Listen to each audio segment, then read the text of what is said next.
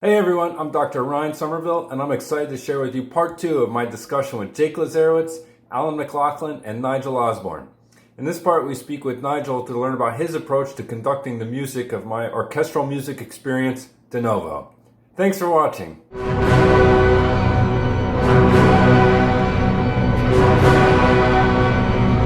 Enemy remains the same today as it was back then.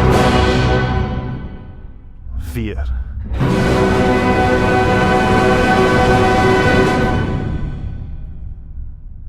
When I brought this project to you and asked you to get involved and help me produce the recording, and you oversaw me working on this project for a few years, maybe you can help me kick off our discussion.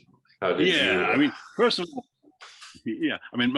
my thinking back there, one of the first things, it's a very good sign when you say to yourself, did that really happen? So did Novo really happen is my first question.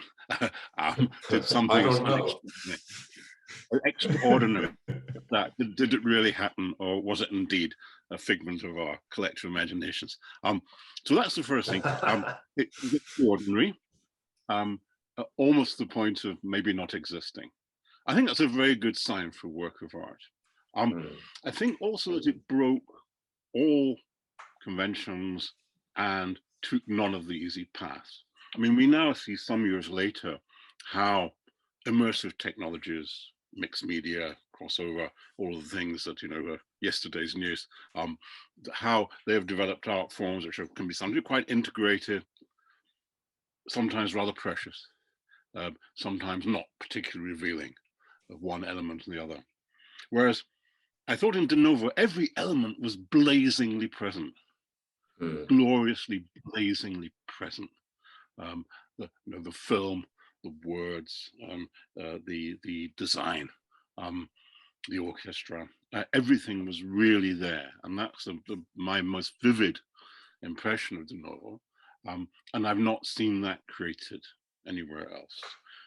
Nobody's done that yet. And in fact, the way they're going at the moment, they're kind of disappearing up their arses and being far too precious ever to achieve it. It struck me that also Novo was not afraid.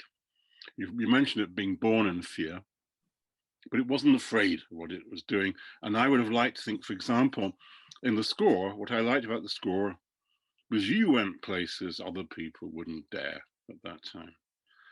So I would give two examples. I would imagine, for example, that, somewhere between the Western avant-garde and Hollywood, it exists in a kind of epic grotesque that nobody else has yet created. And that was, I think, wonderful and couldn't have been created in any other circumstance. It had to be that, existentially, we're here, powerful, absolutely doing it now kind of art, that you could actually achieve that. And it struck me that it was as if, I would wish and I hope that, say, a Hollywood composer skill of John Williams or Quincy Jones would, and regards to both of them, but Quincy Jones came and worked with me in Paris, by the way. That's another story for another day. But I'd like to think that in the middle of the night, that John Williams and Quincy Jones would have a nightmare of composing de novo. That would actually happen.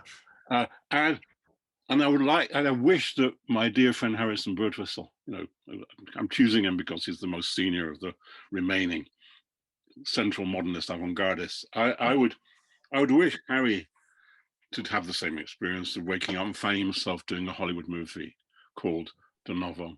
Well, I'm getting at something serious. There has been a reluctance to tread the dangerous line of radical art and kitsch. I'm not calling your work kitsch in any way whatsoever. What I'm saying is you weren't afraid of walking along that tightrope. No, I didn't think of that. And I think you were richly rewarded by that courage.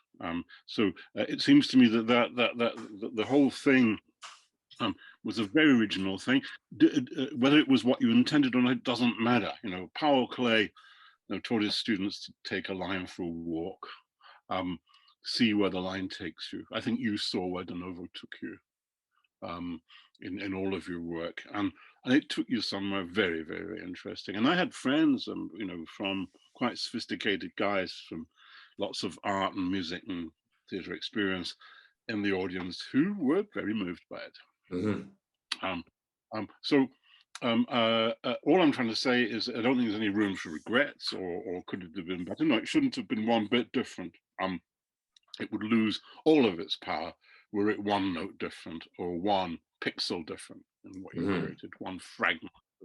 It was what it was and it is what it is. And I think it points the way. And I think that if you guys get together and do this again somewhere, or do, you know, de novo,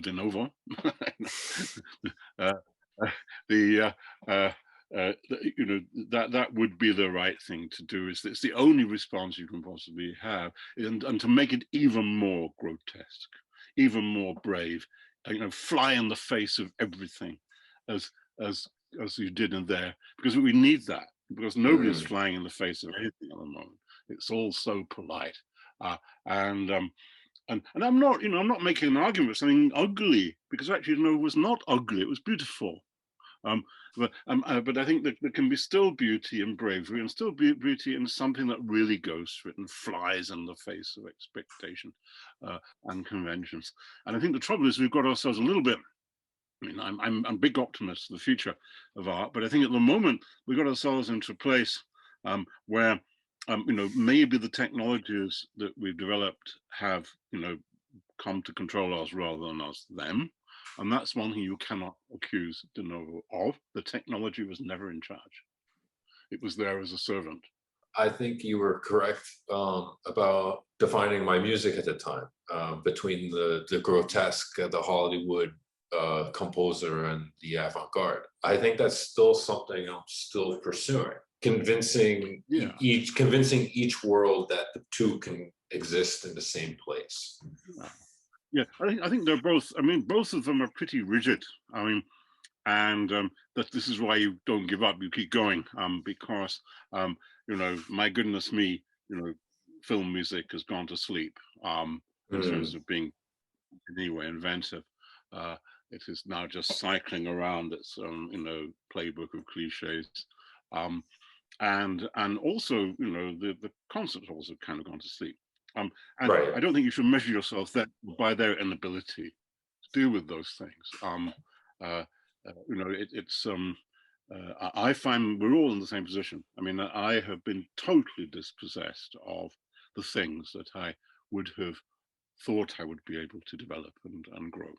Fortunately, the good news is I'm doing other stuff in a different way. I'm pleased about that. You know, so and I think that's the way we all have to look at it. But the really important point I've got to come to is about this is that you know, the medium is crucial. So actually, the success of de Novo was having a theatre installation cinema space, you know, in which those worlds could collide in the ways they needed to. So in fact, you know, you won't get the conventional orchestras doing it, and you certainly won't get Hollywood doing it. You won't get Hollywood doing anything, and there's nothing done in Hollywood. Don't make films there anymore. It's all done in Canada, right? But you know, in Vancouver. But what I'm trying to say is that there's you have to create the means yourself, and that's. I mean, we had these discussions years and years ago. It was already to me apparent that we would have to make our future in terms of the systems that are in place are not going to serve this. That we're going to have to make the spaces that it happened in. You know, and so, you know, the reason why it's so important to be talking about de Novo today is de Novo was a very good example of creating the circumstances in which it could happen. You know?